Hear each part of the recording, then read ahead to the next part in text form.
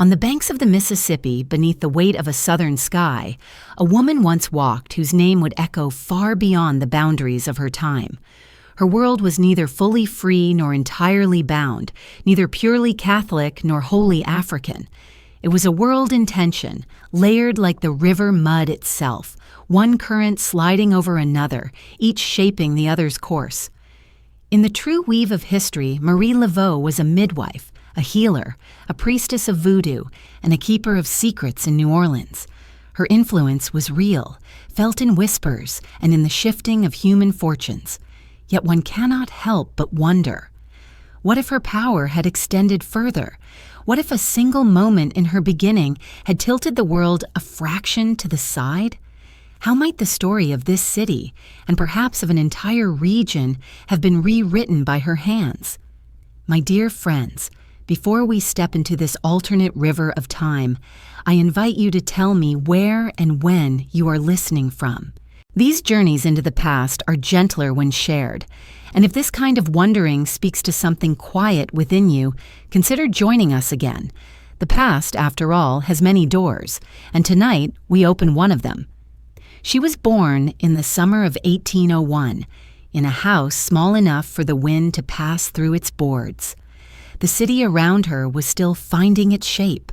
Spanish and French tongues mingled in the streets, African songs pulsed behind shuttered doors, and the looming shadow of American expansion pressed in from the west. That night, as the infant Marie took her first breath, a subtle difference slipped into the weave of time. Not a thunderclap, not a miracle, but a choice. In the accepted telling, the woman who delivered Marie was a Creole midwife who followed the rituals of the church, baptizing and blessing with holy water before dawn broke. But in this imagining, another woman answered the call. She had fled from Saint-Domingue, her skin lined by hardship and her hands carrying rites preserved across oceans. She wore around her neck 3 small cowrie shells and whispered prayers to spirits that remembered the old lands. When the child emerged, slick and squalling, the midwife laid those shells at her feet, not as decoration but as offering. The shells were a door, not a crown, a quiet pact between worlds, the Christian cross above the doorframe and the older powers beneath the floorboards. No one spoke of it aloud, but those who were awake that night felt the air stir without wind, as though the Mississippi itself shifted slightly in its bed. Few remembered the feeling in the years that followed, but it lived on, like a breath caught and held just before a song begins. Marie's earliest years unfolded as they always might have. She was a child of the quarter, playing in courtyards of cracked stone, listening to the rhythm of church bells mingled with market cries and drum beats from Congo Square. But under her mother Marguerite's care, her education held a weight beyond the ordinary. Marguerite was a woman who had learned to survive in a city built to ignore women like her. In this version of history, she carried something more, a reverence for the forces that had carried her ancestors through darkness. She taught her daughter early that prayers were not simply to be spoken, they were to be listened to. Marie learned the cadences of the rosary and the murmurs of ancestral songs in the same breath. At first, she thought little of it. It was the language of home, of night fires and the hum of a river that never slept. She watched her mother light candles and scatter salt, watched her touch wood and whisper to unseen listeners. For the people of the quarter, survival often required conversations no one outside would admit existed. The child grew with watchful eyes. She saw how the city divided itself even in its laughter, how the wealthy danced in salons while the laboring poor filled the streets, how priests held sermons while root workers healed fevers in the dark. And as the years settled around her, something in Marie grew quiet and keen. She was learning how to hear what others could not. There was, however, a different kind of schooling as well. The city authorities sought to make the children of free women of color more legible, through catechism, manners, the shaping of their speech into the tidy syllables of French society. Marie went to lessons as others did, but in this altered history, each lesson was followed by her mother's own, behind closed doors. Where one taught her submission, the other taught her strength. Where one taught her to bow, the other taught her to listen to the wind. And always, there was the river. It was never simply water to her. Even as a girl, she would sit by its banks and feel it breathe. It carried stories from far-off places, ships from Africa and the Caribbean, whispers from upriver plantations. Sometimes she imagined it spoke to her, and perhaps, in its own way, it did. By the time she was 10, small events had already begun to collect around her, like leaves in an eddy. A neighbor's fever broke after she pressed a cool cloth to his head. A lost trinket was found where she said to look. A storm that should have drowned the quarter bent away at the last moment. Each event could be explained away by reason, coincidence, or luck. But people in tightly woven communities know the difference between coincidence and presence. They began to watch her, not with fear, not yet, but with that curious mix of awe and caution reserved for those who seemed touched by something unseen. At the same time, the city itself was shifting. In 1803, Louisiana passed from French to American hands. Soldiers arrived with a language colder on the tongue.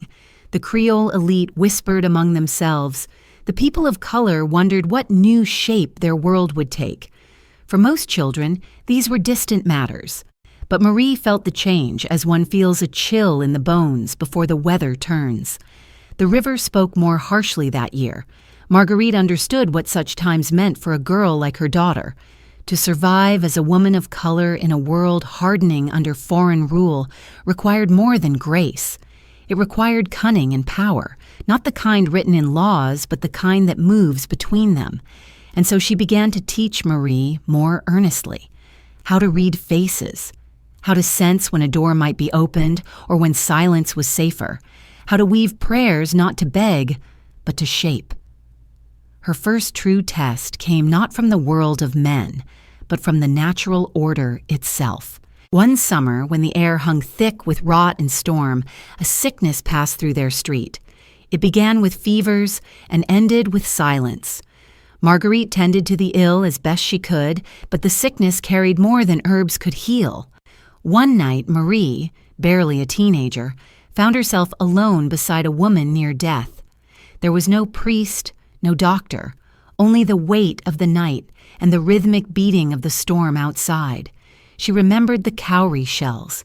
She remembered the songs, and in a whisper barely louder than the rain, she spoke the words she had been taught, not as command, but as plea, not as ritual, but as breath. The woman did not die. The next morning, her fever broke like a wave withdrawing from the shore. Word traveled quietly, as it always did. And though Marie would not yet understand the full meaning of this night, the city shifted again, imperceptibly.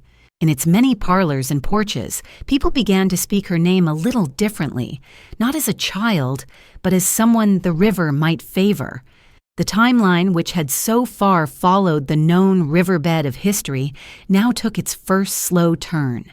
In the months that followed, the change in how people looked at young Marie was almost invisible, yet it was everywhere. Vendors on the street nodded to her mother with a new kind of respect. Old women paused longer when greeting her, their eyes lingering on the girl as if trying to glimpse something hidden beneath her calm face. Children grew cautious around her when she grew too quiet, as if silence itself carried weight. In those days, the quarter was a small place in spirit, no matter how vast its sounds and colors. News did not travel in proclamations or ink, but in glances, gestures, whispers beneath the cypress trees. And in those whispers, Marie's name began to dwell, not as a priestess, not yet as a queen, but as a promise forming at the edges of language. Her mother noticed it too. Marguerite moved with greater care now, watching not only over her child, but over the space her name began to occupy in the air. She knew too well that a girl who drew such attention could as easily be blessed as cursed by the city's shifting tides. She began to teach Marie the art of invisibility, not the kind of vanishing from sight, but of knowing when to let the world look through you. The river, she told her softly one night as they sat on the porch, is not always roaring. Sometimes it hides beneath the reeds, but it is still there, and it still shapes the shore. Marie listened, her hands resting on the worn wood of the railing, feeling the pulse of the night beneath her skin. Her education stretched beyond what any official school could offer. She learned from the market women who told fortunes with bones hidden in their aprons, from the fishermen who swore the river spoke if you listened without fear, from the midwives who carried both holy water and herbs in the same pouch. This was not a structured teaching.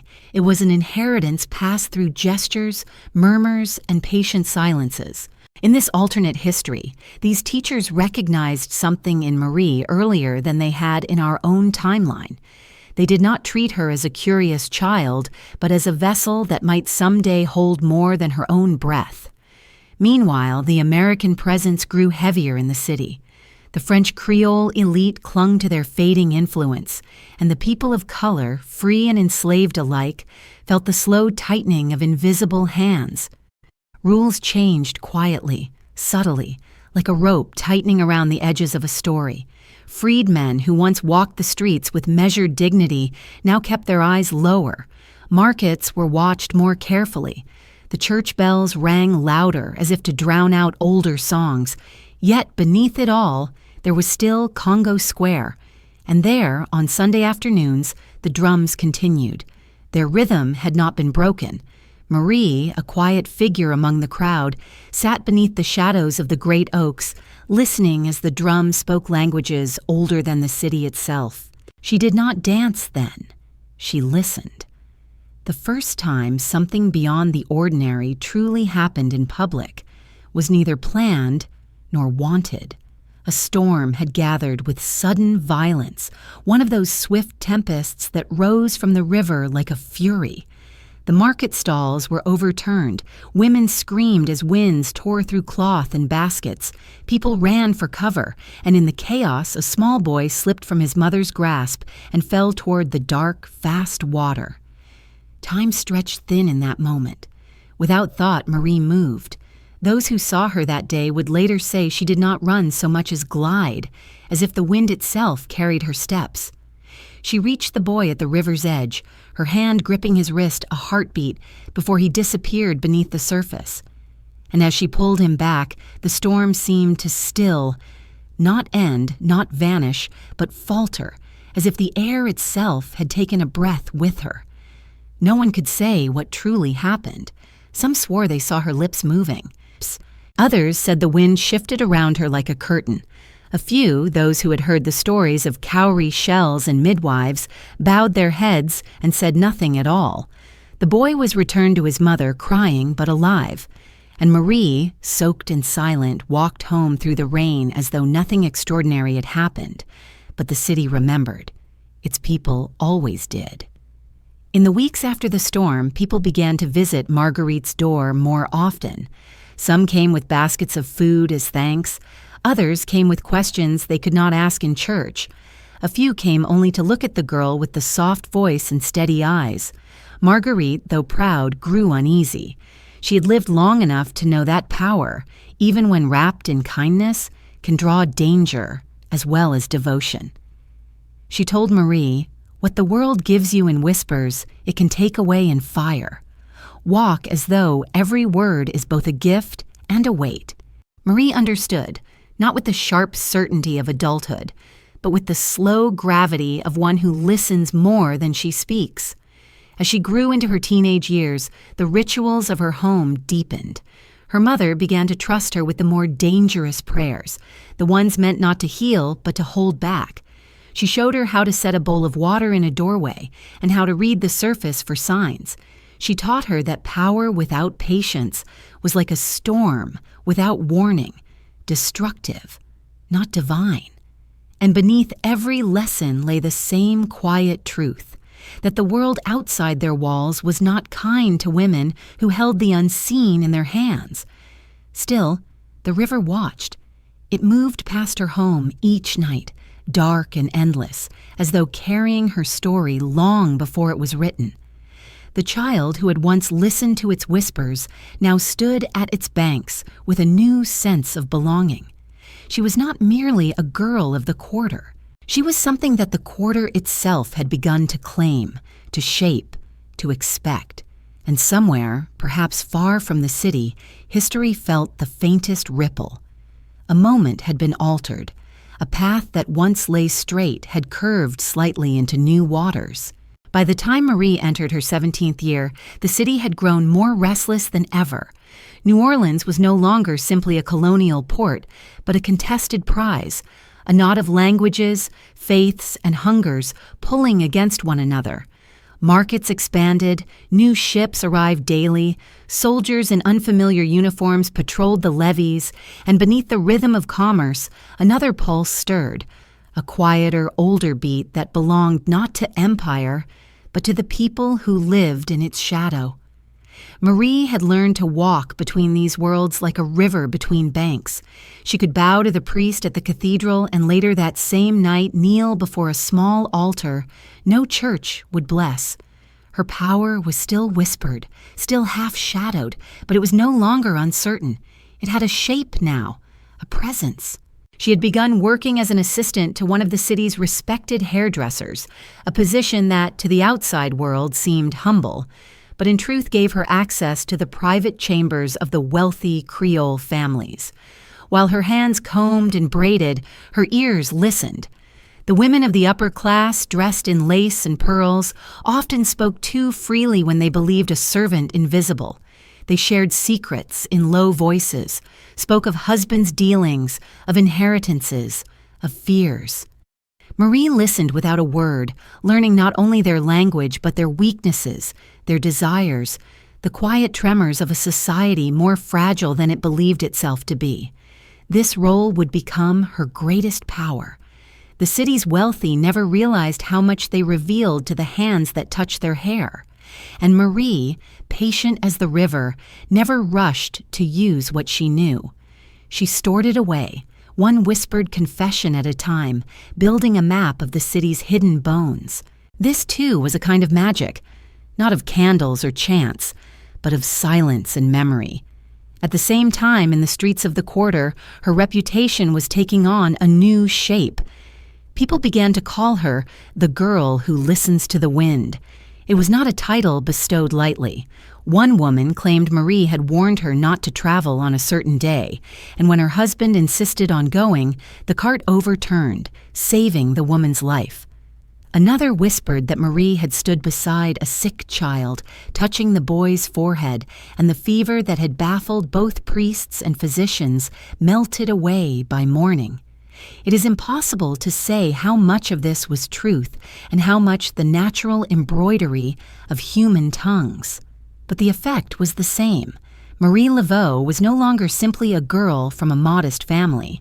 She was becoming a name. And names, in a city like this, were both shield and target.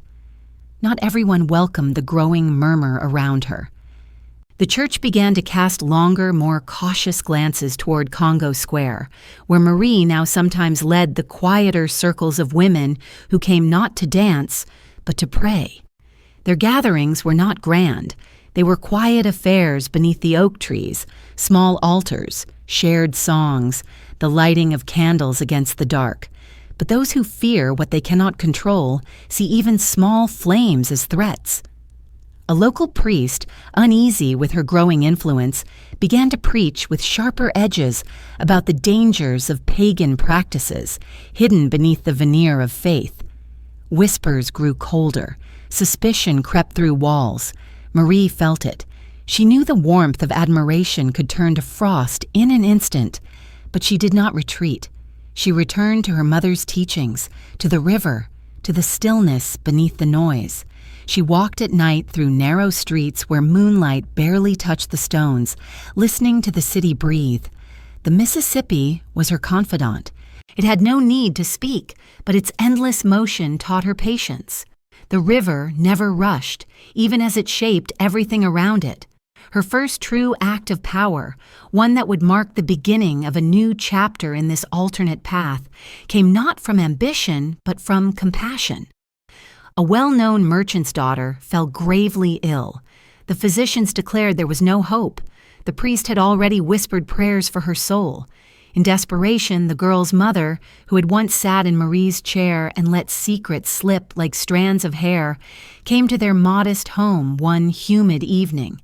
She knelt, not as a lady, but as a mother, pleading for help. Marguerite hesitated, knowing what such an act would mean. To step into the home of the elite, to do what priests and doctors could not, would cast light on power meant to remain in shadow. But Marie placed a hand on her mother's arm and said softly, "The river does not choose who may drink." And so she went. The house smelled of fear and wilted flowers. The girl lay pale as linen, her breath shallow. Marie did not chant loudly or summon storms. She sat at the bedside, placed water in a bowl, and spoke in whispers to the spaces between breaths. She used the shells once given to her at birth and an herb bundle tied with red thread. It was a quiet ritual, nothing that would stir a crowd. Yet as dawn began to pale the windows, the girl stirred. Her breathing deepened, and though no one could quite say when, the fever had loosened its hold. The city's wealthy, who had once spoken of Marie as a curious servant, began to speak of her in different tones. Their voices carried both gratitude and unease. Gratitude because she had returned a child from the edge. Unease because such a thing should not have been possible. Power outside their control unsettled them deeply, and beneath that unease, fear began to grow, not of evil, but of uncertainty. For Marie, the act changed something quieter inside her. She understood then that her path would no longer be one of quiet survival. She had touched the invisible boundary between those who ruled and those who endured, and she had crossed it without permission. Such crossings are never forgotten. From that point on, life moved like the river at flood, slow at first, then swift and unrelenting. She was invited into homes not for braiding hair, but for whispered consultations. Some came openly, others through back doors under cover of night. The city's divisions were firm, but need has a way of blurring the lines people draw to protect themselves. A merchant who would never dine beside a black woman at a table might still knock at her door if his child was ill. Through it all, Marie never called herself a priestess. She wore no crown, carried no staff. She simply moved through the city as she always had, soft-footed, listening. But power rarely announces itself with trumpets. It grows in quiet corners until, one day, it is no longer something whispered about, but something expected, something real. And beneath all of this, unseen but ever present, the Mississippi rolled on. It had watched empires rise and fall, and it was watching still, holding the memory of every word spoken beside its waters. Marie had not yet become the queen she would one day be remembered as, but the river already knew her name. The years between her 18th and 25th birthdays were a slow turning of the wheel, a time in which Marie learned not only the ways of power, but the delicate art of its weight. She was no longer the quiet child who listened from the corners of market stalls. She moved now with a poise that unsettled some and comforted others, the kind of poise that belongs to someone who understands that the world bends not through noise but through patience. By then, her work as a hairdresser had drawn her deep into the private lives of the city's most influential families. The boudoirs of the Creole elite had become her listening rooms, the delicate silver comb, her instrument, each braid and ribbon tied as she absorbed confessions, whispered too freely. And the city, as if sensing its own fault lines, seemed to lean closer to her with every passing season. America's tightening grip on Louisiana brought new laws and harsher definitions of belonging. What had once been a fluid, if uneasy, hierarchy of race, class, and status began to calcify under a foreign tongue.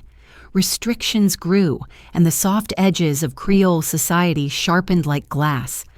People who had once lived in the liminal space between enslavement and autonomy felt that space narrowing around them.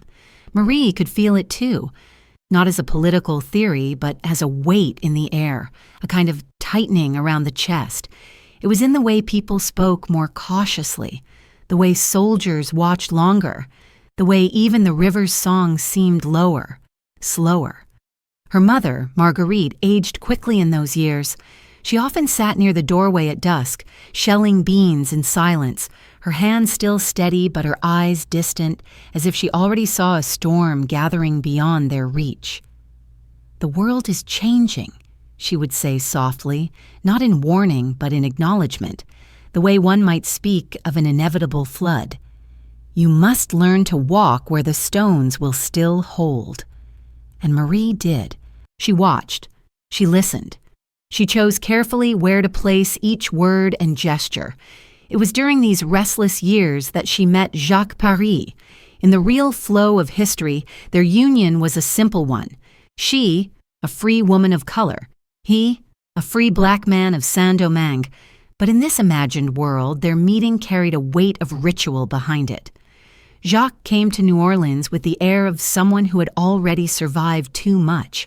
He was lean, quiet, and scarred by the violence of the revolutions that had burned through the Caribbean. Some said he carried spirits with him. Others said he had seen too many die to ever laugh fully again. When he met Marie, he recognized something in her, a stillness like his own, but brighter, warmer, as though her silence held a kind of promise. Their courtship unfolded not with grand gestures, but with shared moments beneath the oaks of Congo Square, listening to the drum beats after Sunday Mass. They spoke little, but their silences met like two rivers. When they decided to marry, the ceremony was unlike any the church would approve of. It took place at the riverbank under a moon thick and gold, with candles flickering against the slow tide. There were no priests, no official witnesses, only their small circle of trusted kin and the soft rhythm of chants older than the city. The cowrie shells were laid out once more, and Marie traced her fingers along their curves, whispering the same quiet invocations spoken at her birth. The wind that night carried a strange stillness, as though even the river paused to listen. Their union was more than love, it was a binding. Two histories entwined. Hers, rooted in the quiet power of the quarter, and his, forged in the flames of revolt. Together, they began to weave something neither could have alone. Jacques brought with him stories of Haiti, of uprisings, of a people who had wrested freedom from the jaws of empire. Marie listened to these stories not with naive wonder, but with the quiet calculation of someone who understood how power breathes when it is born in suffering. She did not dream of leading armies, but she understood how a single spark, properly placed, could bend a city. The tragedy that followed was not unexpected in a city that fed on both beauty and loss. Jacques disappeared one morning, leaving no trace but the stillness of their home. Some said he drowned, others whispered of trouble upriver. Still others swore he had returned to the Caribbean.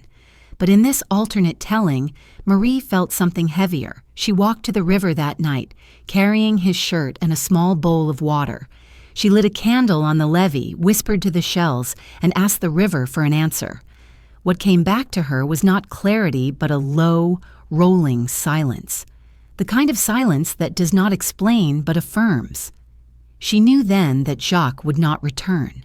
Grief came to her not in screams or tears, but in the long stillness of those who have already seen too much of the world to believe in neat endings. She wore black for months, as was custom, but it was not the fabric that marked her mourning. It was the way she moved through the city, slower and more deliberate, as if each step was a quiet declaration of survival. People whispered that her power grew during this time. Some said the spirits favored her. Others, less kind, said her sorrow made her dangerous. Both, in their own way, were true. She began to take part in the gatherings at Congo Square, not as a listener, but as a voice. At first she joined the older women who led the songs and dances, women who remembered more than they ever spoke. But slowly, almost imperceptibly, the circle began to turn toward her. Her chants were softer, less commanding, but they carried something that drew others in, a still gravity, a quiet certainty. She did not need to raise her arms to be heard, and in the homes of the city's elite, her influence deepened. The women she served began to ask not only for beauty, but for counsel. They came to her for charms of luck, for blessings over marriages, for protection against enemies they would not name aloud. They told themselves these were superstitions, harmless tokens, but in their hands they clutched the tokens as if they held real power. And Marie, calm and measured, gave them exactly what they sought without ever declaring herself a queen. By the time the decade closed, the name Marie Laveau was no longer a whisper carried by the wind. It was spoken in the salons of the wealthy and the alleys of the poor, in the pews of churches and beneath the oaks of Congo Square. It had grown into something larger than the woman herself, a quiet force moving through the city like a tide beneath the surface, steady and unseen, but strong enough to reshape the shore. In the early 1830s, New Orleans pulsed with a kind of restless energy that both invited and devoured ambition. The city had swollen beyond its old colonial edges, its streets busy with merchants, gamblers, laborers, and soldiers. The levee groaned with the weight of barrels and ships, and the river carried the sound of many tongues: French, English, Spanish, Wolof, Kikongo, and the Creole blend of all these in between. It was a place of possibility, but also of sharp divisions, where power and poverty shared the same humid air, but rarely the same rooms. In this world, Marie moved with a grace that unnerved those who tried to categorize her. She belonged everywhere and nowhere at once. In the kitchen of a house she did not own, in the parlor where white women gossiped, in the shaded corners of Congo Square where the drums beat on Sunday. Her presence had begun to shape the rhythm of the city like a subtle current beneath the surface of a river. By now, her reputation had outgrown her. People told stories about her that she herself had never spoken aloud. They said she could heal a child by breathing over its brow, that she could make a man fall in love with a glance, that she could see into a house before the door was opened. Some of these tales came from truth, some from fear, some from the natural embroidery of a people in need of something larger than themselves to believe in. But what mattered was not what was true. What mattered was what was believed. And Marie had learned to work with belief the way a fisherman works with current, gently, steadily, never fighting the tide, only guiding it. Her private rituals grew more deliberate in these years. She rose before dawn, when the air was still cool and the world held its breath. She would light a small oil lamp in the corner of her room, place water in a bowl, and whisper to the spirits she had been taught to honor since girlhood. Her hands, steady and sure, would trace patterns through smoke. She did not ask for power, she asked for sight, the ability to see how to move, when to speak, when to hold silence. This, she understood, was the root of what others called magic. It was not about bending the world to her will. It was about listening so closely that the world, for a brief moment, leaned back toward her. It was during this time that she began to draw people to her in greater numbers. At first it was women, as it often is, mothers seeking healing for children, wives desperate to keep a husband's wandering eye from becoming abandonment, young girls afraid of what the world might take from them before they had even chosen their path. Marie listened to them, not as a saint, but as one who understood pain in its many disguises. Sometimes she offered herbs or charms, sometimes only words. Sometimes she simply held silence in a way that made it feel like shelter. Slowly, those who came to her began to bring others, until a quiet circle formed around her, unseen by the city's authorities, yet felt like a slow and steady heartbeat beneath their feet. But power, even when quiet, never goes unnoticed for long. The city's white elite, already anxious about the shifting social order, began to take note of her growing influence. They heard whispers from their servants, noticed the way their wives and daughters carried her tokens hidden in hems or pockets. In the gatherings where business and politics mingled over clinking glasses, Marie's name began to slip through conversations like smoke. Some dismissed her as superstition, others were less certain, and a few began to worry. Influence that did not wear a uniform or hold a title was difficult to control. It was in this tense atmosphere that the Sunday gatherings at Congo Square took on a new significance.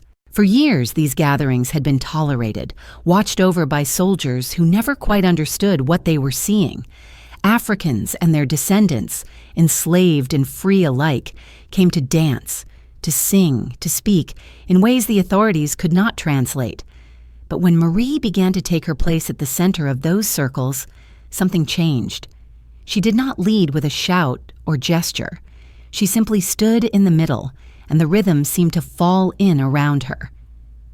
The older women recognized the weight of that moment. Some stepped forward to stand beside her, others bowed their heads and let the circle shift. The dancers moved with the beat, the drums rolled through the air like distant thunder, and the city that had tried so hard to separate its people found them, just for a heartbeat, moving as one. Those who watched from the balconies and carriages felt the weight of it, too.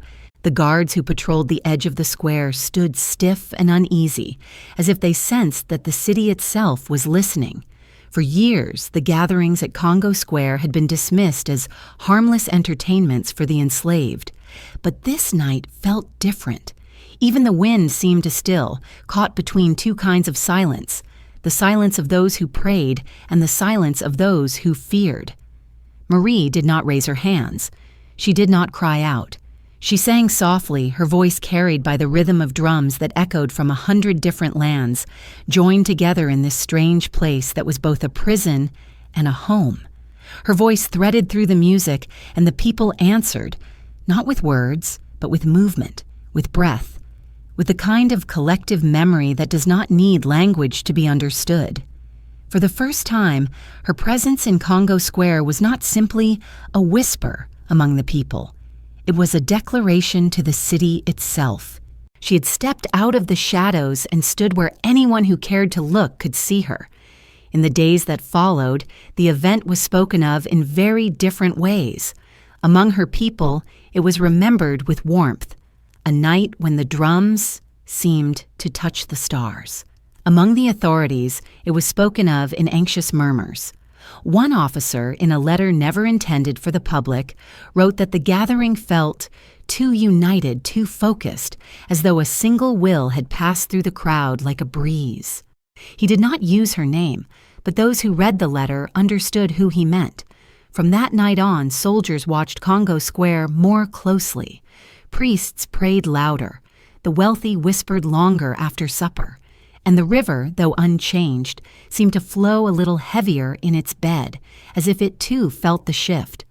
Marie herself said nothing of what had happened. She returned to her daily life with the same quiet grace, listening to clients, walking through the markets, tending to the sick when called.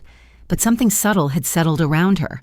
Her eyes had grown sharper, her silences heavier. Those who had stood in the square with her now looked to her not just as a healer, but as someone who could hold a city's fear and hope in her two hands. The path she walked had changed. No longer was she merely listening to the river. She had begun gently to move its current. As the decade moved steadily forward, the air in New Orleans thickened. Not with weather alone, but with the kind of tension that does not announce itself, only gathers like mist at the edge of the morning. By 1835, the city was a careful arrangement of brittle boundaries, and Marie Laveau was no longer a whispered figure at the edges of those lines. She was now part of the city's vocabulary. The powerful did not speak her name loudly, but they thought of her when sickness came, when fear crept too close, when the people's loyalty swayed like a flame in a draft. Those who lived closer to the soil, closer to the heat of the quarter, spoke of her openly, as one might speak of rain or river, an inevitable part of the world, neither wholly good nor wholly feared, but always present. The old mayor's mansion, a house built on the profits of land, cotton, and silence, had always been a place where only certain voices were heard. But in this altered thread of time, one damp spring evening, a messenger arrived at Marie's door. Yellow fever had begun to move through the city again. The doctors worked, as they always had, with what tools they possessed, but their remedies fell short. The priesthood offered prayers, but the bells kept tolling. So the mayor, pressured not by faith, but by desperation, sent for the woman whose name had begun to slip through his walls. No one in that house would have admitted to believing in her, but belief has many faces, and fear is one of its oldest. Marie did not rush. She arrived at the mansion wearing no grand robes, only a dark dress, her hair wrapped neatly in a tignon. She carried a basket of herbs, water, and a bundle wrapped in cloth. The city's officials looked at her as one looks at a storm cloud, unsure whether to fear its arrival or pray for the rain it might bring. The mayor's wife, pale with worry, led her upstairs to the fevered rooms. The air smelled of sickness, of damp linens and candle smoke. Marie walked in silence, her presence slow and steady, like the river rolling in the distance. She did not offer explanations or grand declarations. She simply worked. She moved between the beds, whispering softly under her breath. She laid cloths on foreheads, burned sage and herbs that filled the air with a low, grounding scent. She mixed a tincture and lifted it to a woman's lips, instructing her not to fight the heat, but to let it pass through like a wave. She opened windows against the advice of the physicians, letting the air breathe again. Her movements had the rhythm of someone who did not ask permission from the world, but neither did she fight it. She worked with it, as she always had. Those who were present would later remember not her words, but the stillness she brought into the room. Fever does not break at command, but by morning, 3 patients who had been declared near the edge were sitting upright. The mayor's wife wept quietly. The officials did not thank her as one might thank a doctor. They thanked her the way one might thank a river for sparing their fields. In their hearts, they did not wish to believe it was her doing, but they knew. Word of that night spread in a way no proclamation could match. A merchant whose child had been saved told a neighbor. A servant who had watched from the doorway told the women in the quarter. The story wove itself through the city in the same way her name always had, softly, patiently, and with the stubborn persistence of roots beneath stone. And so Marie Laveau was invited again, not openly into the halls of power, but through quiet messengers, folded notes, whispered requests at twilight. The same people who would never call her equal now called upon her when their walls began to crack. She never gave them what they wanted entirely. She understood, perhaps more clearly than they did, that power is never offered, only loaned. She gave them remedies, blessings, silence. But she kept something for herself, the knowledge that their dependence was growing. She had no need to proclaim her strength. It was now woven into the city itself, an invisible net that touched the homes of the powerful as surely as it touched the alleys of the poor. In the quarter, her role shifted as well. The gatherings at Congo Square grew larger, though not louder. She did not encourage spectacle. She encouraged rhythm. Circles formed beneath the trees, drums and rattles carrying through the air, the sound threading together those who had been taught to remain divided. It was here that Marie began to form what many would later call the Circle of the River, a loose but steady network of midwives, healers, dock workers, servants, teachers, and laborers. They were not revolutionaries, not in the way the world imagined revolutions.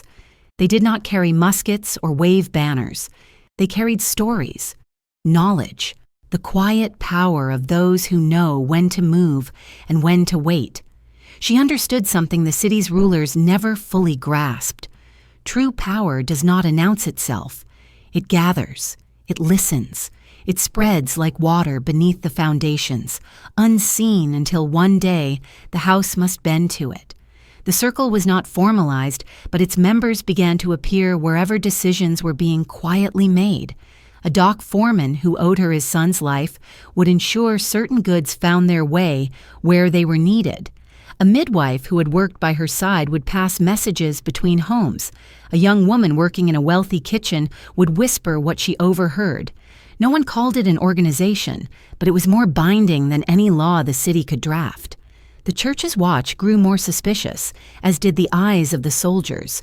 Priests thundered from pulpits about temptation and false miracles, but the pews were filled with people who lit candles for her at home even as they crossed themselves in the sanctuary. The wealthy held dinner parties where they discussed her in uneasy tones, all the while clutching the charms she had given their wives. Fear, in such moments, was not about destroying her. It was about containing something they could not own. And through all of this, Marie remained calm.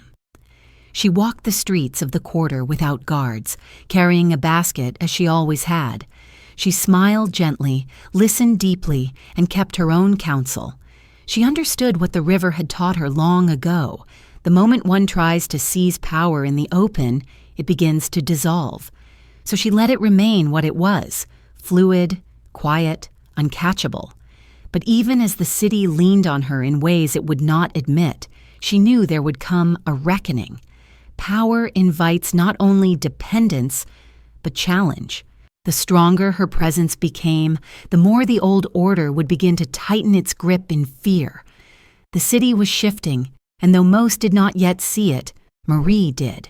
She felt it in the ground, in the way people moved, in the way the night air carried whispers like river fog. For now, she did not push against it. She simply let the current build. By the late 1830s, the rhythms of New Orleans seemed to breathe through Marie's name, whether people spoke it aloud or not.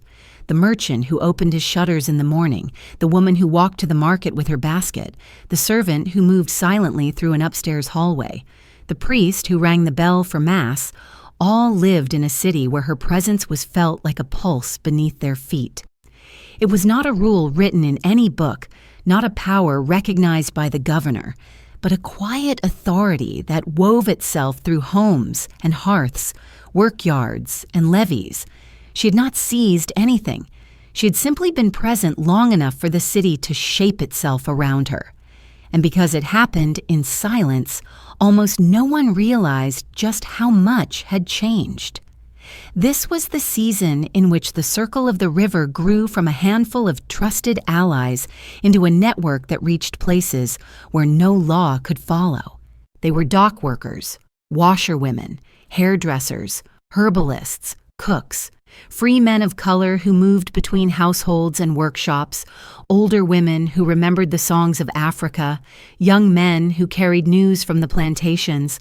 None of them carried banners or titles, but each, in their own way, was a thread in a tapestry Marie had been weaving since her girlhood without ever naming it as such.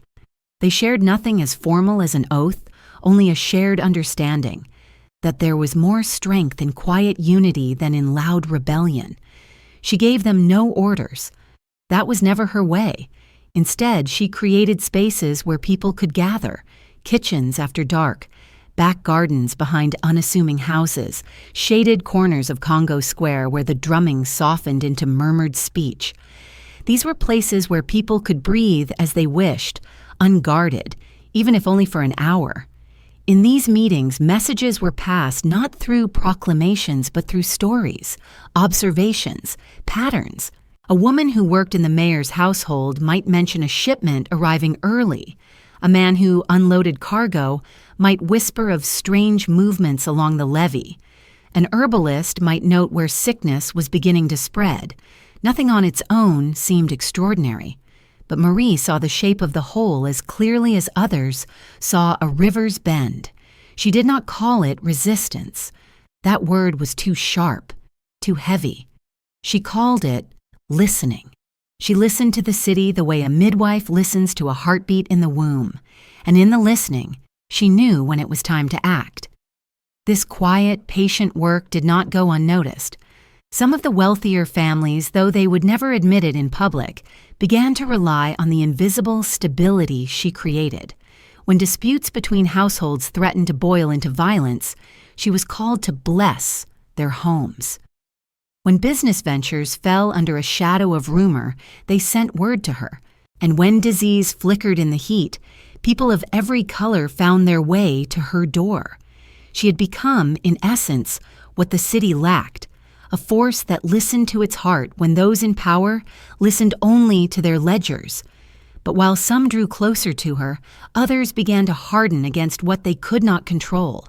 The church grew more vigilant, preaching against pagan influence and false powers that defy the natural order. Soldiers and officers were instructed to patrol Congo Square with sharper eyes to note the names of those who gathered. The white elite tightened their circles, convincing themselves that their world remained untouched. Yet even in their parlors, they fingered the charms she had given them and crossed themselves afterward, as if trying to appease both heaven and the river. Marie did not flinch beneath the growing scrutiny. If anything, she grew quieter, which unsettled her enemies even more. She spent more evenings by the water, watching the Mississippi flow under the dark sky, speaking to it softly as though it were an old friend. There was a comfort in the river's constancy. Empires shifted, laws changed, cities rose and crumbled, but the river kept flowing, neither ally nor enemy, only present. She began to shape her work more deliberately around this rhythm, not to fight the power above her, but to move around it, beneath it, through it. Around this time, her influence began to reach beyond the city limits. Word traveled along the riverboats, carried by freedmen, sailors, and traders. In plantations upriver, whispers of her name began to circulate among the enslaved, who passed stories from mouth to mouth like embers held in cupped hands. Some said she could bring freedom with a word. Others said her touch could keep a child safe. Most simply said her name with quiet reverence, as if invoking not a woman, but a promise that the world could bend, even if only a little. One evening, as the warm air hung thick with magnolia scent, a small group gathered behind a house in the quarter. Lanterns burned low, casting golden light on worn faces. A dock worker spoke softly of guards being moved upriver, of whispers of unrest. A woman who worked in the kitchens of a wealthy household shared how her mistress had broken into sudden fear at the mention of uprisings in the Caribbean, and Marie, listening in silence, understood. This was not just rumor. The old fears of revolution that had long slept beneath the city's fragile peace were stirring again. But unlike those who ruled, Marie did not tremble before the prospect of unrest. She had lived her whole life inside the tension between worlds, between law and ritual, between what was spoken and what was kept silent. She understood that power built on fear alone is a house of reeds, strong only until the river rises. And the river, as she well knew, always rises. That night, as the others departed in silence, she remained at the water's edge long after the moon had climbed high. She held the cowrie shells in her hands, their smoothness warm from her touch. Her prayers were not for conquest, not for open defiance, but for clarity, for the wisdom to hold together a people caught between the world they lived in and the world they longed for. She did not think of herself as a leader, yet by then, leadership had already settled around her like mist. It needed no proclamation, and though she could not know it fully yet, the foundations she laid in those quiet years would determine the shape of everything that followed. Her circle was no longer simply a gathering of healers and friends. It had become a hidden spine in the body of a divided city, a network that could shift the balance of power without a single musket being raised. She rose, letting the shells slip back into her basket, and watched the river's surface catch the moonlight. Its slow, patient current seemed to nod back at her in silent understanding. The spring of 1845 arrived heavy and fragrant, the kind of season when the air clings to the skin and the river seems to breathe more slowly. By then, Marie Laveau had become something more than a woman. She was no longer simply a healer or a priestess, or a secret whispered over the shoulder of the fearful. She had become a rhythm in the city's bones. New Orleans moved in ways that subtly bent around her presence, never declared, rarely seen, but always felt. The mayor's office might speak of law, the church of salvation, the merchants of profit, but in kitchens, in markets, in the cool shade of back rooms where the city's true lifeblood flowed, her name was spoken with the steady reverence of something inevitable. She was not power dressed in ceremony. She was power that had grown like roots, quiet, patient, impossible to uproot without tearing apart the ground itself. And yet, roots are not enough when the soil begins to shift. Tension had been growing for years, fed by the widening jaws of slavery's cruelty and the growing unease of those who could sense the tide of history pressing closer. The whispers of rebellion from upriver plantations reached the docks at night.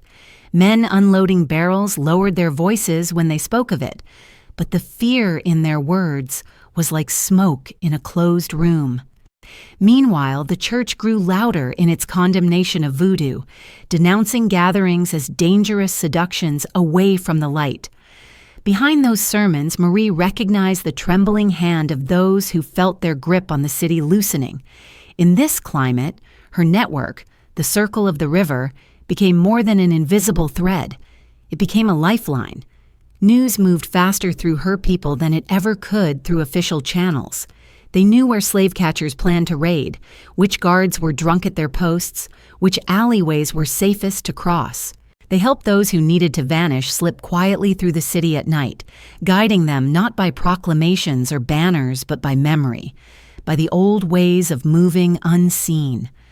Marie herself was rarely present for these escapes, but her hands were in every gesture. She was the stillness that gave these actions their shape. Some among the young began to speak of her not merely as healer or protector, but as something larger, a leader, perhaps even a queen. This unsettled her. She had never sought such a title, and she understood far better than they did the dangers that came with names too sharp, too bright. Power in this city was most effective when it was half hidden. A name that became too clear could be targeted. And yet, she could not entirely escape it. Power, once born, has its own hunger. It was during one of the large Sunday gatherings at Congo Square that this shift became undeniable. The air was thick with the scent of earth after rain. Drums beat slow and low like the heartbeat of some great animal beneath the ground. Marie stood, as she often did, near the center of the circle. But this time, something was different. The crowd was larger, the silence deeper. As the rhythm grew, people began to look toward her not merely as a figure within the circle, but as its axis. Her hands rose slowly, not as a performance, but as if the sound itself had lifted them. And the crowd, as if moved by an unseen tide, swayed together. Even those who had gathered at the edges, soldiers in their uniforms, merchants pretending not to be curious, felt the change. It was a moment of unbearable stillness when everything seemed to balance on the edge of something unnamed. No speech was given, no rebellion declared, only the beat of the drums, the soft hum of voices, and the quiet force of a city recognizing its own pulse. In the days that followed, the authorities reacted not with open attack, but with tightening hands. New patrols appeared near Congo Square. Meetings were quietly discouraged. Rumors began to spread. Dark stories meant to fracture the trust that bound her circle together. Some whispered that Marie consorted with dangerous spirits, that her power came at a price others would be forced to pay. It was an old strategy, and she recognized it immediately. Fear was always easier to cultivate than unity. Marie did not respond with rage. Instead, she moved more carefully, more deliberately. She walked the markets, spoke softly with those who were wavering, reminded them of who they were, where they had come from. She reminded them that what bound them together was older than law, older than the city itself. She did not fight the rumors directly. She let her steady presence undo them. And one by one, People returned to her, not with blind devotion, but with the quiet certainty that trust is a kind of strength that cannot be manufactured from fear. But even as she reinforced her world, the weight of leadership grew heavier. She began to understand that influence, once rooted deeply, is never still. It demands choices that shape more than one life. Her nights grew longer, her prayers quieter. At the river, she would sit for hours, her fingers tracing the shells that had first been laid at her feet as a newborn. She had never wanted to lead anyone, and yet she could feel the current pulling her forward. One night, an older woman, a midwife who had been at her side since the early days, spoke gently as they sat together by the water. "Child," she said, though Marie was no longer a child, "the river does not choose the one who stands in it. It flows.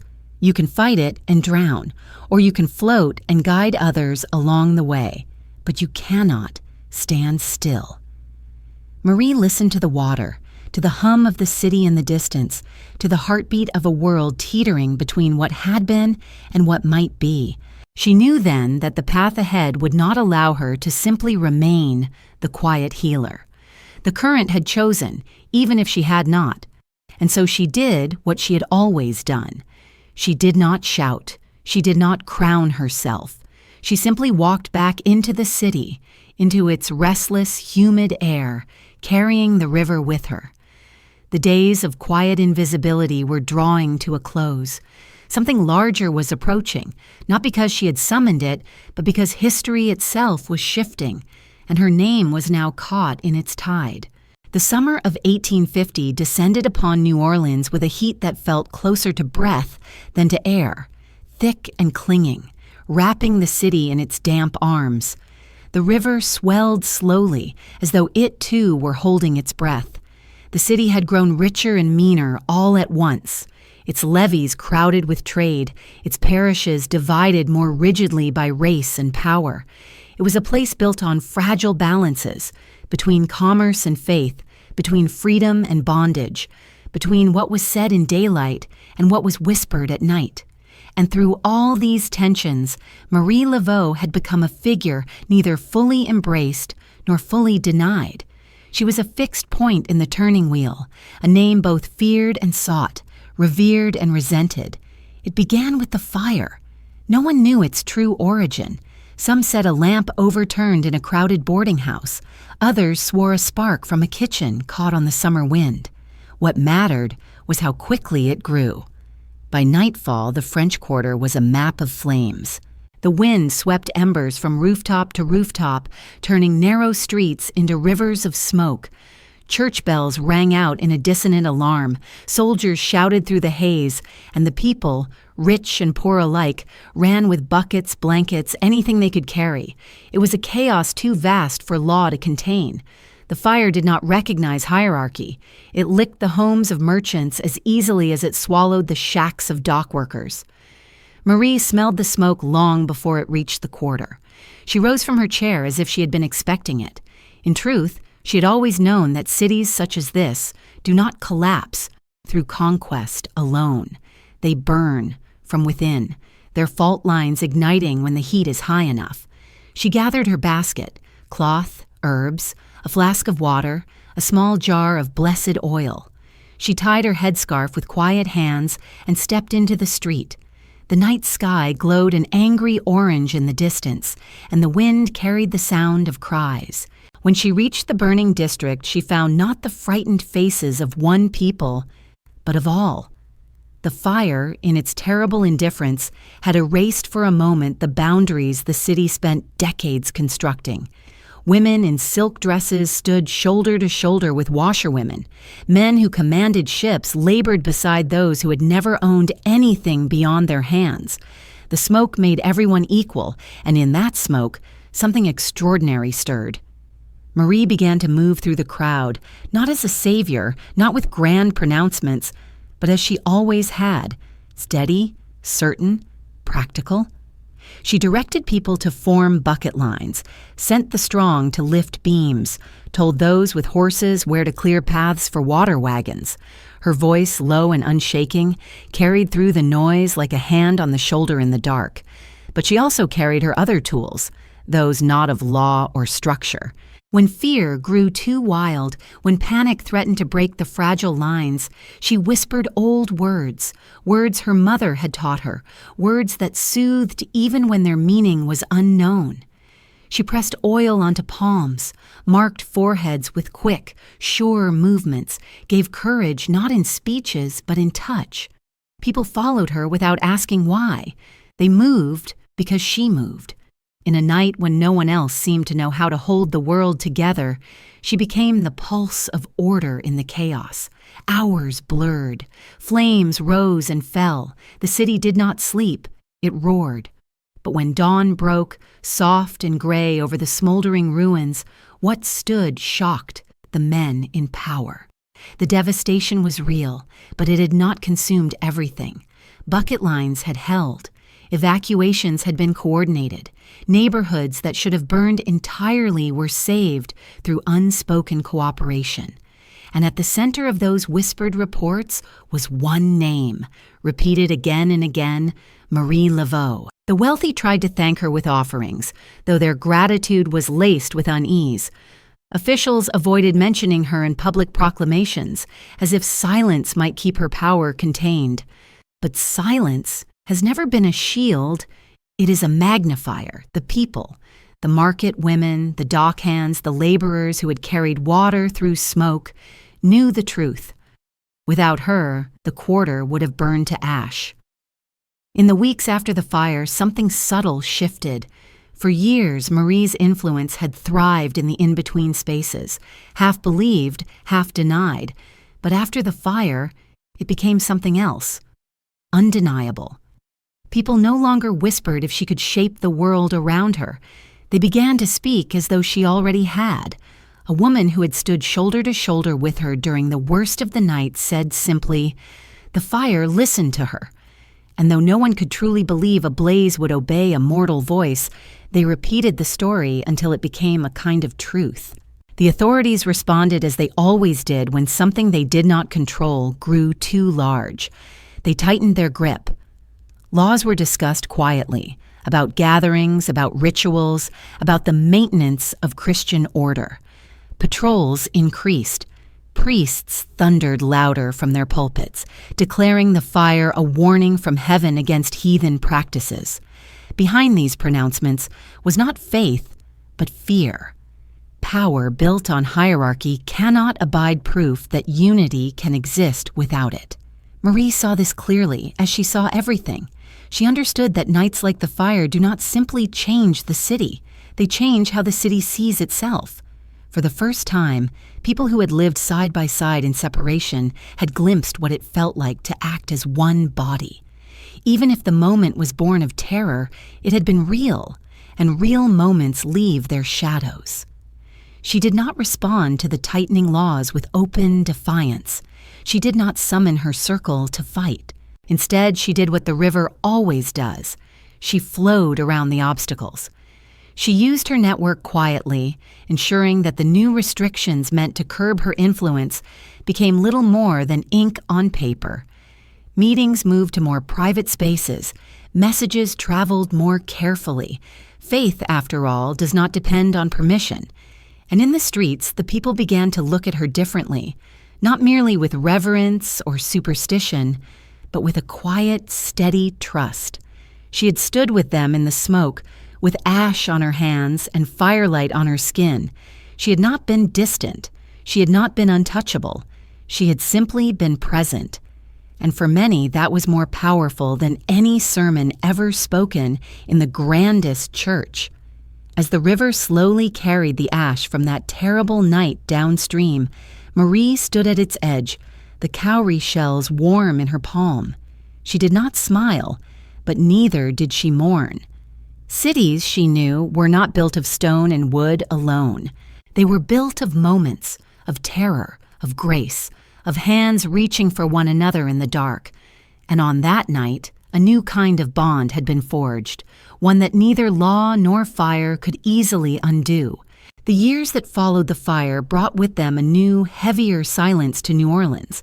It was not the silence of peace, but the silence of a city holding its breath, uncertain of what it had become. The officials rebuilt the burned streets quickly, laying fresh boards and restoring the facades, as if paint and plaster could erase the memory of how the quarter had united without their permission. But beneath the polished surface, the truth lingered like smoke in the rafters. The people had seen their own power reflected back at them, and they remembered whose voice had steadied them in the chaos. They remembered Marie Laveau. For those who held the reins of the old order, this was intolerable.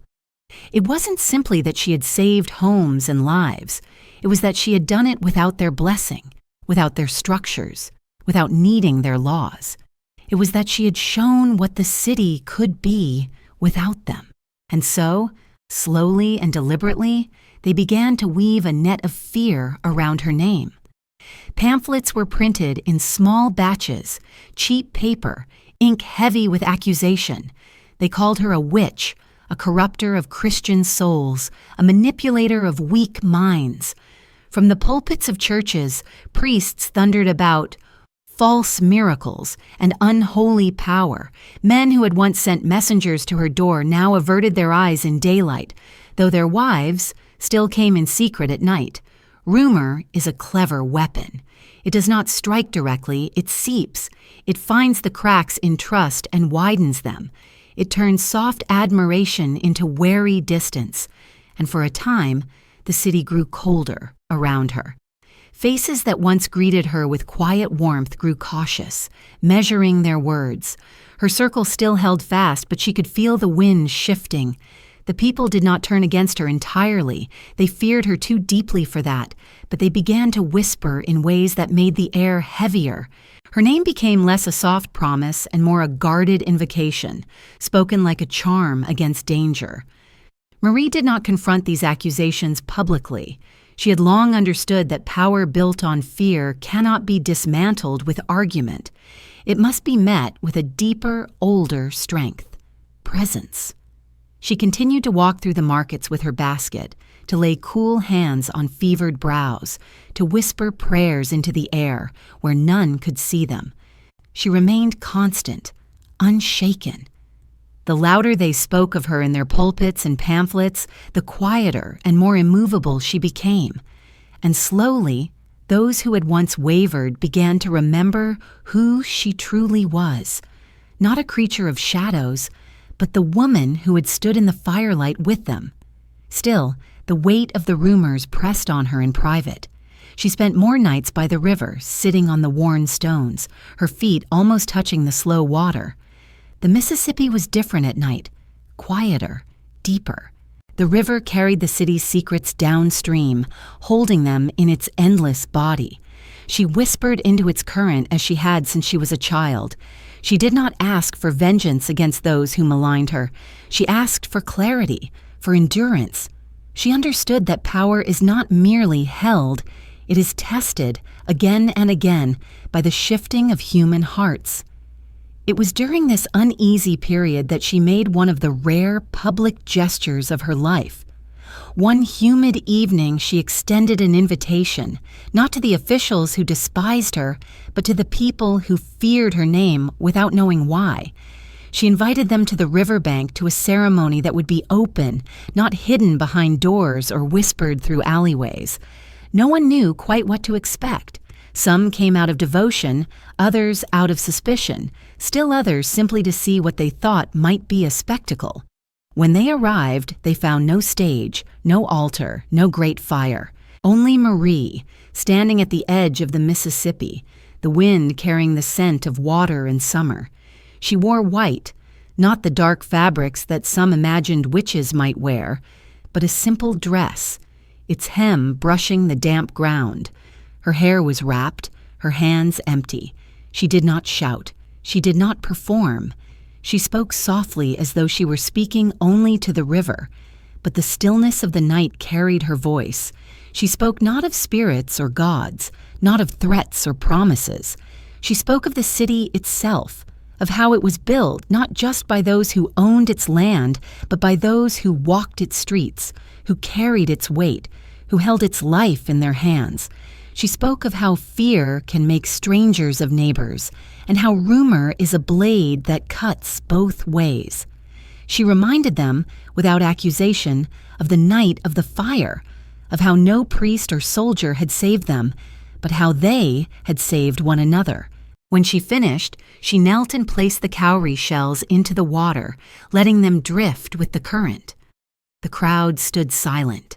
Some wept quietly. Others bowed their heads. Even those who had come in suspicion felt something soften, though they might not have admitted it aloud. It was not a night of triumph. It was something more enduring, a night of remembering. Afterward, the city did not suddenly love her again, nor did the pamphlets disappear. The priests still preached, the soldiers still watched, but the sharp edge of fear dulled. The rumors that had once spread like fire through dry grass now moved more slowly, meeting the weight of those who had seen her standing at the river, unmasked, unafraid. And in this way, her power shifted again. It no longer depended only on those who adored her. It also rested on those who feared her, but could no longer fully deny what they had felt. It was during these years, too, that a younger generation began to look to her not as a figure of mystery, but as a kind of living archive, a keeper of knowledge and strength that the city, in its desperate attempts to define itself, could not ignore. They did not yet know how deeply their future would depend on the quiet scaffolding she had built, but they gathered around her more and more, listening in silence to her stories, her prayers, her careful silences. Marie, for her part, knew that this was how real power survives, not in declarations, but in being remembered, not in conquering the world, but in remaining steady as it shifts. The river had taught her long ago, when the current swells, it is not the loudest stones that endure, but the ones that learn how to hold their place without fighting. The spring of 1861 arrived not with the warm ease of previous years, but with the dull, tightening hum of something vast and inevitable, drawing near.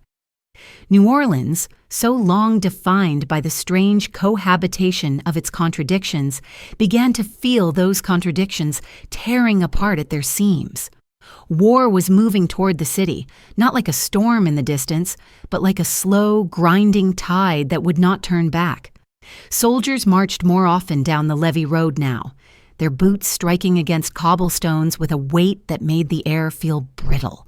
The bells in the churches rang longer and lower. Even the Mississippi seemed quieter at night, as if listening. For Marie Laveau, the war did not come as a surprise. She had watched it forming long before others dared to speak its name. She had heard it in the conversations whispered by merchants who feared losing their fortunes, in the restless eyes of young men eager to prove their loyalty to a cause they barely understood, and most of all, in the low, almost inaudible fear of the enslaved and the free people of color who had always lived closest to the city's fault lines. She knew that the war would not come to New Orleans in a single moment. It would seep into it, changing the way people breathed before it changed anything else. Her circle had grown by this time, not in loud proclamations, but in quiet depth.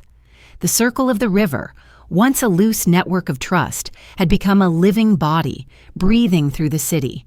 Dock workers, washerwomen, servants, midwives, small shop owners, men who worked along the levee at night, women who moved between households unnoticed.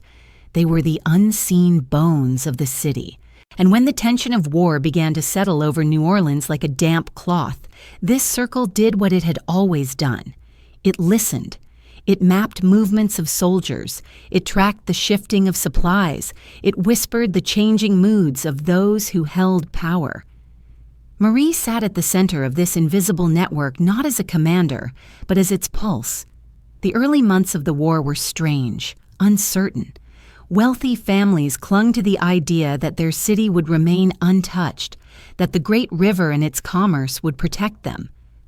They spoke in parlors of honor and loyalty to distant causes, their voices sharpened by fear they could not name. But in the streets, Marie saw something else. She saw the way food became dearer, how soldiers took what they wished from markets without paying, how the shadows grew longer around those who had always been voiceless. She knew that in war, as in fire, the lines between classes thin in the beginning, before they harden into something even crueler. So she moved with care. Her gatherings became quieter, her counsel more precise. She told her circle to watch, not to act too quickly. The river teaches patience, she reminded them. It is always moving, but it does not rush. When the Union ships finally appeared on the river in 1862, the city's leaders were unprepared for what they saw. The troops did not burn their way in as many had feared. They arrived with the quiet, overwhelming certainty of inevitability. Their presence was both a promise and a threat.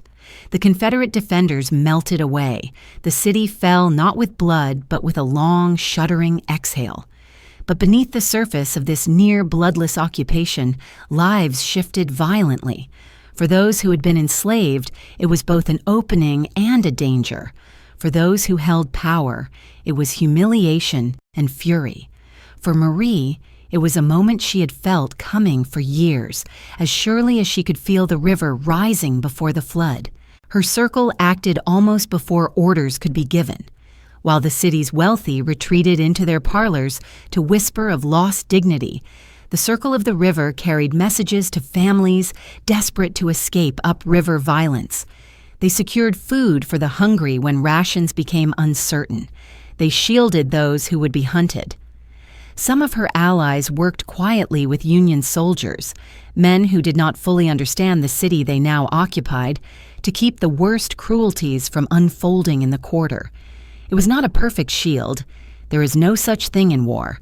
But because she had spent years weaving the fabric of trust, the city did not shatter as easily as many expected. Marie herself moved through these days with the same quiet authority she always had.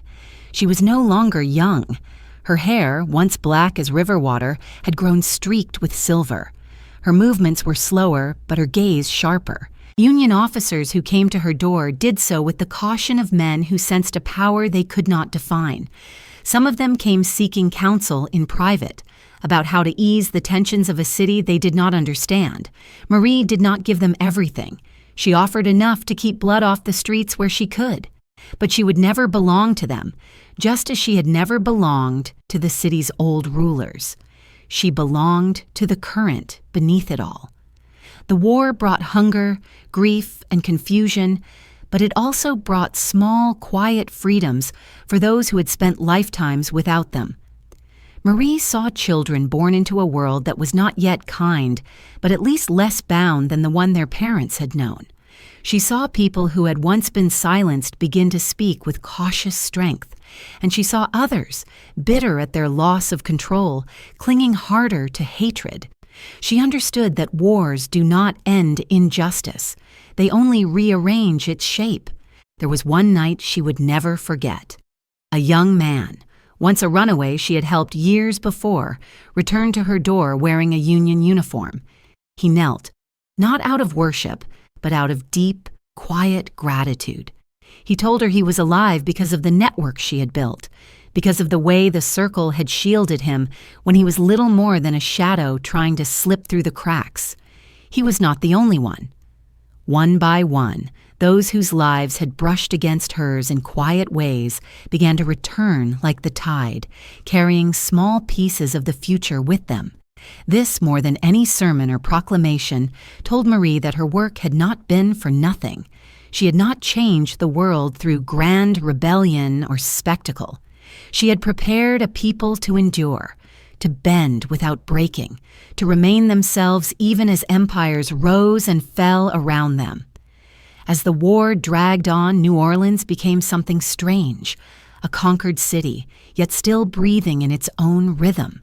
The Union soldiers came and went, but beneath their boots the old currents kept flowing, invisible and constant.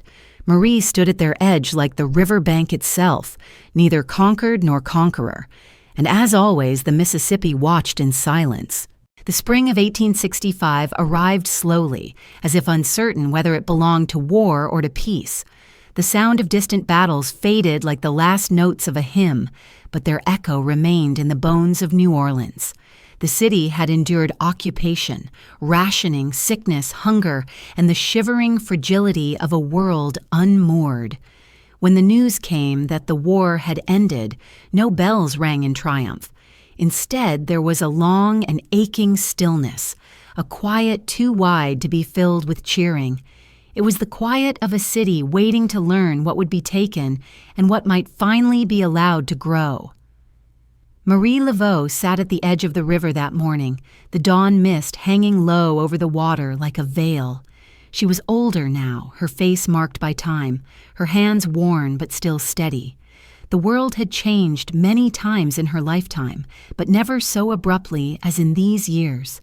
The end of the war brought with it both promise and danger. She could feel it in the air, the fragile hope of those who had been enslaved, the bitter tension of those who feared the loss of power, the confusion of those who had lived between. This was not a neat ending. It was a dangerous in-between, where the shape of what came next was still soft, still capable of being bent or crushed. In the months that followed, the city became a place of restless negotiations. Freed people moved through the streets with their heads lifted higher than before, though their steps were cautious, aware that a freedom granted can be snatched away with equal ease. White planters and merchants grumbled behind closed doors, mourning their lost wealth and their lost control. Union officials, unsure how to shape a city as layered and old as this one, issued proclamations that reached only partway into real lives. Churches tried to fill the silence with sermons of order, but it was the streets that carried the truth. And in those streets, Marie's quiet influence continued to flow like an underground current, unseen but shaping everything it touched. The circle of the river, which had once been a whisper network of survival, now became something new. Many of its members, especially the younger ones, began to step into public life in ways their parents could not have imagined. Some opened small schools in hidden corners of the quarter. Others formed mutual aid societies, pooling scarce resources to care for their communities. A few, bold and deliberate, sought seats at tables where decisions were made. It was not revolution in the manner of cannons and banners. It was something quieter, slower, roots growing deeper beneath the cracked stones of a city still pretending not to notice them. Marie watched this with a calm that was both pride and ache. She had never wanted to be anyone's symbol. She had only wanted her people to endure. Yet here they were, shaping the uncertain world left in the wake of war. She did not lead them now as she once had. Her strength was in what she had already built. Her role had become that of an elder whose presence steadies a room even when she does not speak. But not everyone welcomed these changes. The end of the war did not erase hatred. It only peeled away the disguises that once concealed it. White militias formed under noble-sounding names, their members cloaking their rage in talk of order and law.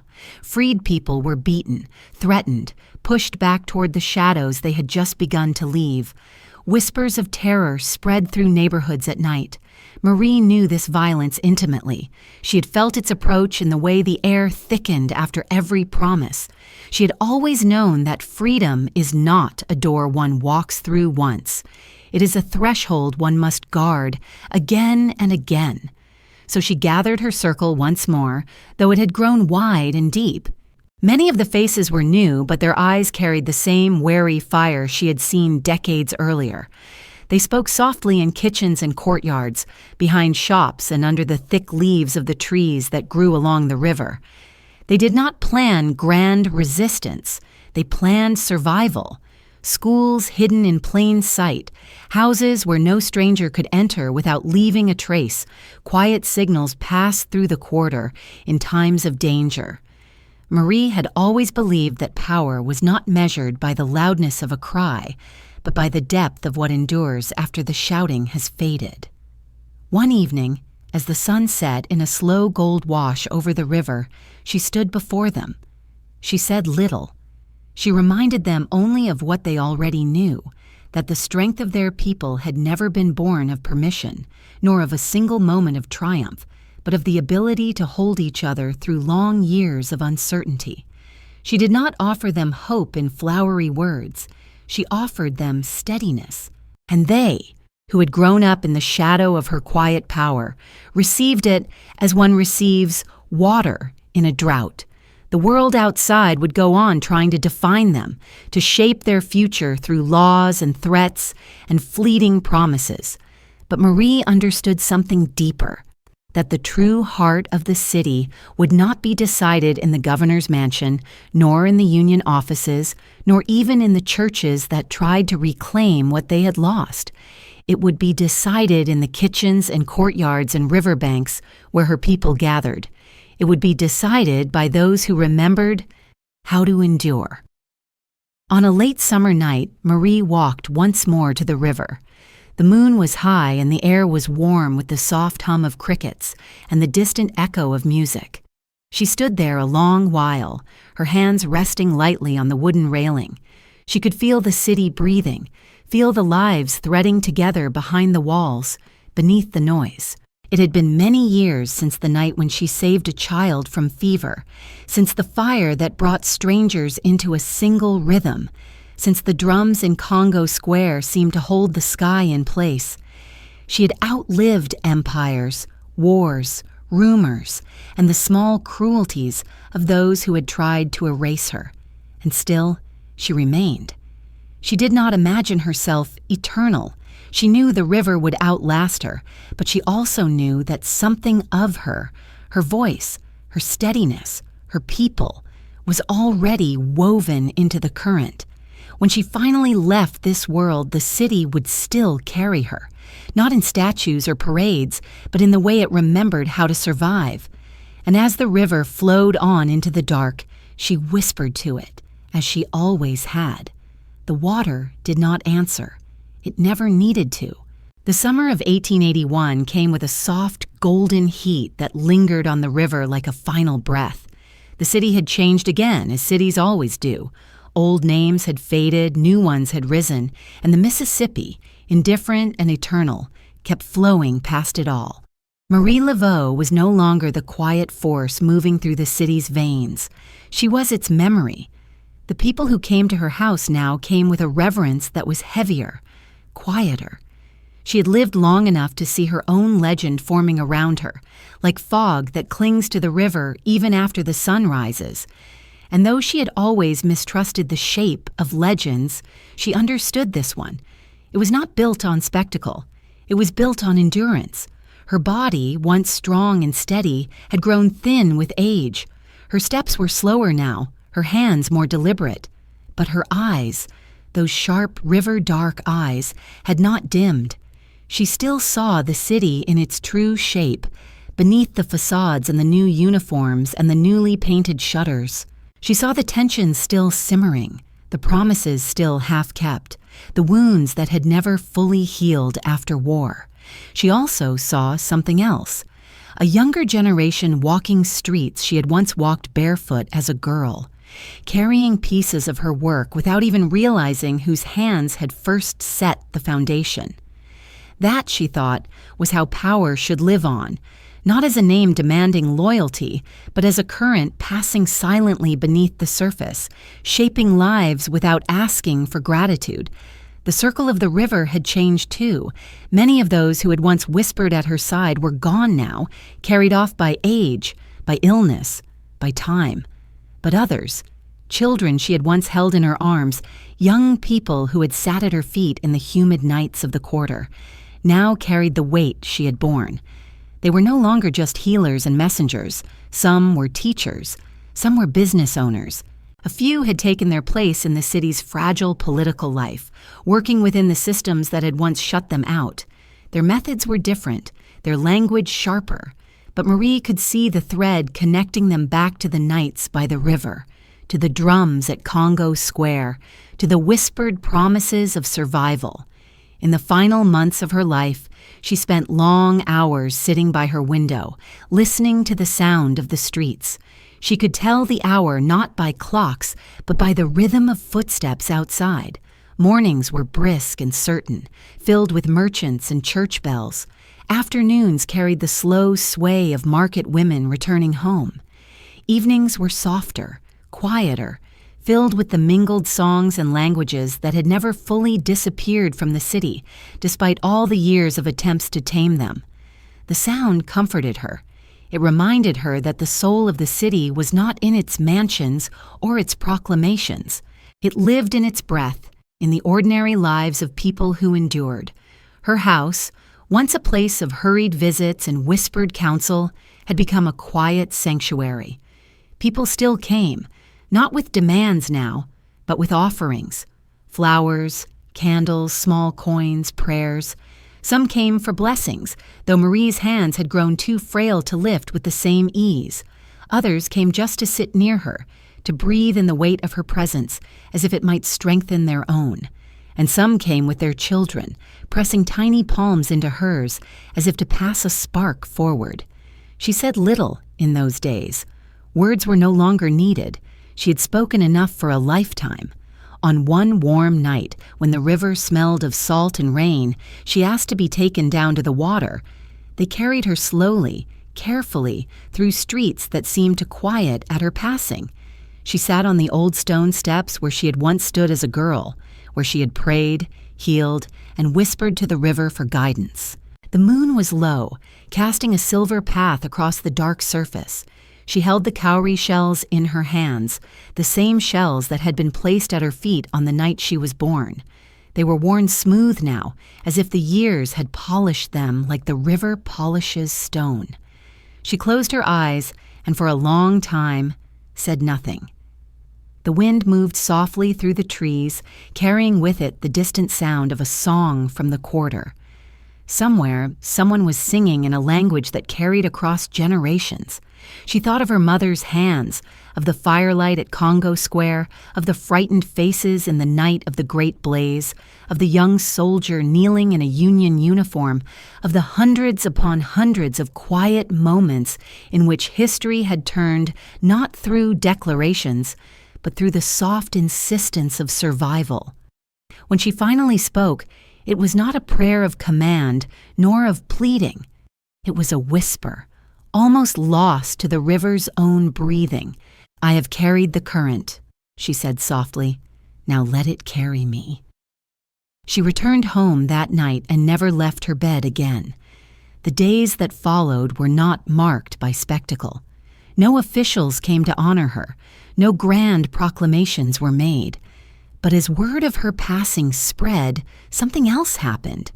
In the morning, people left candles on their steps. In the markets, women laid out bowls of water.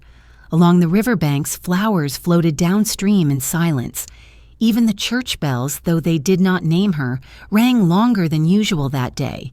It was as if the city itself paused to take a breath. Those who loved her gathered in quiet circles, telling stories, not of miracles, not of spells, but of the moments she had steadied the world around her, of the way she had listened, of the way she had never asked to lead, yet had carried an entire city through storms and wars and the burning edges of history. They spoke not with the frenzy of worship, but with the warmth reserved for something both powerful and human. The river, indifferent and eternal, rolled on, and in its depths it carried her name. The early 1900s came quietly to New Orleans. By then, the woman who had once walked its streets like a current through water had become legend, and legends are not spoken of as living things. Marie Laveau had passed from this world, but her name had not. It hovered in the air, wrapped around the breath of the city like the scent of rain after a storm. Familiar, impossible to grasp, yet always present. She had left no written manifesto, no carved stone to proclaim her reign. Her legacy lived in the rhythm of daily life, in the way a woman lit a candle in her window, in the whisper of a prayer spoken in two tongues, in the river that still seemed to listen more closely at night. Her old house, plain and modest, became something strange. It was not a shrine, not formally. The church would never allow such a thing. But people came anyway, some quietly, some boldly. They came not only to remember her, but to ask. They brought coins, flowers, bottles of perfume, locks of hair tied in ribbon, letters folded tight as secrets. They laid their offerings at the gate, on the porch, at the base of the old wooden steps where she had once stood. None of these rituals were commanded. They grew of their own accord, as though the city itself still needed to speak to her, to ask her to watch. And in the midst of this, the circle of the river changed shape once more. Its members were no longer hidden in kitchens or whispering beneath the oaks of Congo Square. Their children and grandchildren had grown into the city in new ways, some working in its schools, some preaching in its churches, some quietly tending to the old ways in the shadowed corners of backyards. Their power was not centralized anymore. It had been carried outward like seeds scattered in the wind. Some of those seeds took root in places far beyond New Orleans, carried upriver and down, tucked into songs, into recipes, into stories that crossed borders without names. This was not a gentle time. The end of slavery had not ended the hunger of those who had once held power. New laws rose like fences, taller and sharper, separating what had once been tenuously shared. The lines of race hardened into iron. Segregation became a language that the city spoke in every building, every rule, every silence. Yet in this increasingly rigid landscape, the shadow of Marie's world persisted, a softer, older language running beneath the harshness of the new one. It lived in the gatherings of women who still lit candles before dawn, in the way some families passed on her prayers as lullabies, in the quiet solidarity that bound neighbors together in defiance of the lines drawn against them. The authorities still spoke her name, but only in hushed tones. To some, she was a warning, a reminder of the power that can grow when the powerless refuse to break. To others, she was a superstition, something to mock at a distance. But to many, especially those whose ancestors had stood beside her in the firelight, she was a guardian, an invisible hand still guiding their steps through a world that was not kind. At night, Congo Square still breathed. Officially, the dances and gatherings had been tamed, folded into performance and control, but beneath the staged rhythms, something real continued to beat. The drums were fewer, the crowds smaller, but the pulse remained. Older women would sometimes lean their heads toward the sound and smile faintly, as if hearing the echo of a voice that had once steadied their mothers and grandmothers. Children who had never seen her in the flesh grew up hearing her name whispered in moments of fear or in quiet blessings before journeys began. "She walks with the river," the elders would say. "The river doesn't forget." And indeed, the river carried her in its way. Ships came and went, carrying cotton, goods, people, stories. And still, when the water was calm, people swore they could hear a hush in the current just before dawn, a lull that felt like listening. There were those who said it was only the sound of wind over the levee, but the people who knew, the people whose lives had been shaped by what she had once built, called it by another name. Even the city's transformations could not erase her. Modernity crept in. Railways, iron bridges, new laws, new rulers, new unrest. But beneath every change, she lingered like the deep foundation of an old house, unseen but holding everything upright. And whenever the city faced hardship, whether through storm, poverty, or injustice, offerings at her gate multiplied. Candles burned brighter, flowers lined the riverbank. Her name rose again, not in fear, but in invocation. The power she had carried in life had never been about spectacle. It was never meant to be a throne or a crown. It had always been about a steady hand in times when the world seemed to unravel. And now, even in death, that steadiness endured. Not because of her alone, but because of what she had given others, the memory of how to hold each other through uncertainty. The children of her children's children grew up not knowing the sound of her voice, but they knew the shape of it, as one knows the weight of a lullaby never sung but always remembered. They lit their candles, they whispered to the water, and though they no longer had her hands to guide them, they had her rhythm. In this way, Marie Laveau became what the river had always been, not a figure to be owned, but a current moving endlessly through time.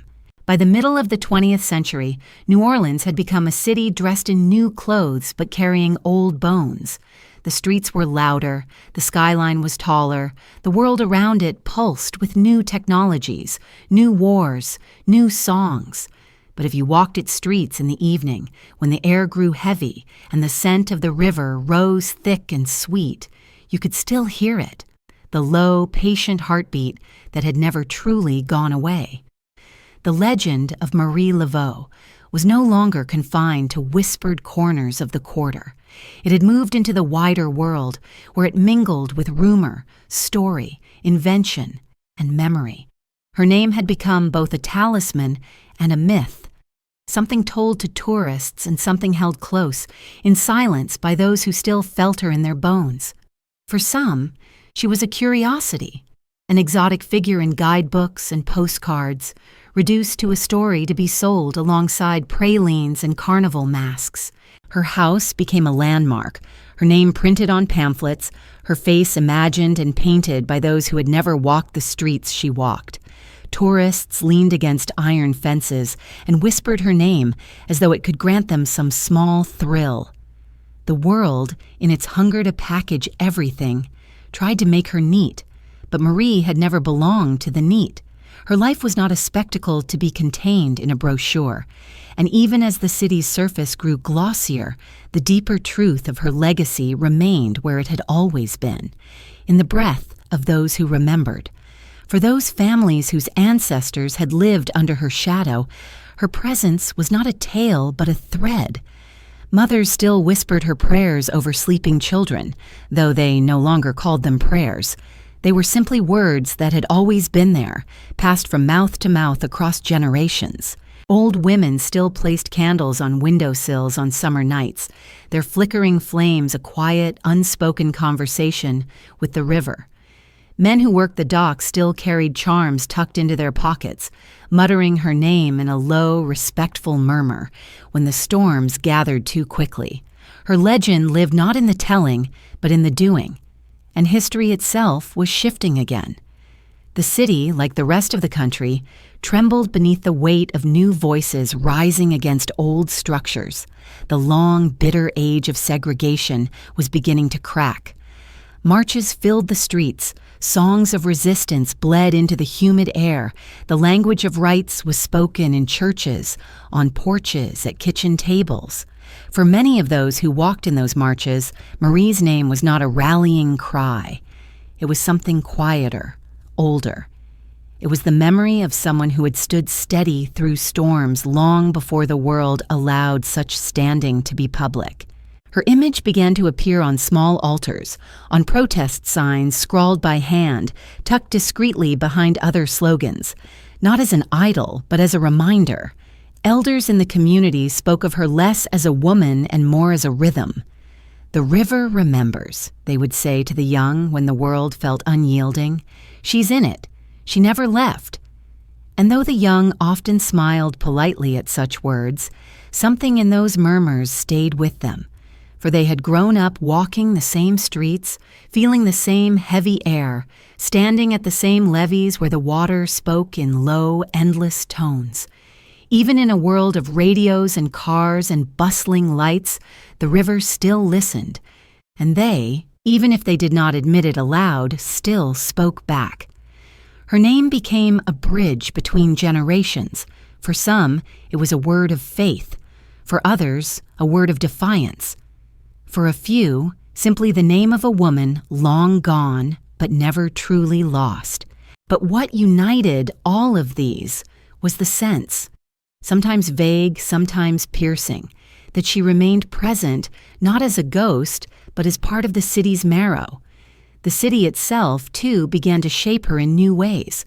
Writers took her name and wrapped it in fiction, adding layers of mystique to a life already cloaked in myth. Musicians wove her into songs. Painters gave her new faces. In cafes and small clubs, her story was told over and over, bending and reshaping like river light on stone. And though these retellings often strayed from the truth, they could not strip away what she had been. Even the most elaborate inventions carried a shadow of something older, a woman standing at the river's edge, silent but unbroken. For those who still kept the old ways, her presence was more than story. It was a practice. Her name was spoken in blessings whispered before journeys. Offerings were left at her resting place in quiet hours, not to summon her, but to honor the way she had once held an entire people steady when the world refused to. On some nights, as the cicadas buzzed and the air pressed down like velvet, strangers would find flowers floating on the river, candles burning low in windows, chalk marks on the edges of doorsteps. None of these acts announced themselves. They were like breathing, too ordinary to be declared, too essential to be lost. The city had changed, but not in ways that erased her. Instead, it layered her story deeper into its body, like silt settling at the bottom of the Mississippi. Her legend had outlived her, and it would outlive those who came after, not because of temples or monuments, but because of the quiet insistence of people who refused to forget. When the great marches of the civil rights era swept through Louisiana, some of those who stood in front of the lines carried a single flower tucked behind their ear, or a charm wrapped in cloth inside their pocket, or a memory of a story their grandmother told them about a woman who never bowed. These small things were not written in history books, but they were there, as real as the sound of boots on pavement, as steady as the river's pull. In the eyes of the world, Marie Laveau had become a figure, half fact, half myth, a curiosity wrapped in lace and rumor. But in the heart of her people, she had become something else entirely, a reminder of endurance, of quiet power, of the way a city can hold its breath through centuries and still remember who steadied it when the winds were strongest. The Mississippi, patient as always, kept its counsel. And when the last of the night's noise died down, its water still spoke the same soft rhythm it had spoken the night Marie was born.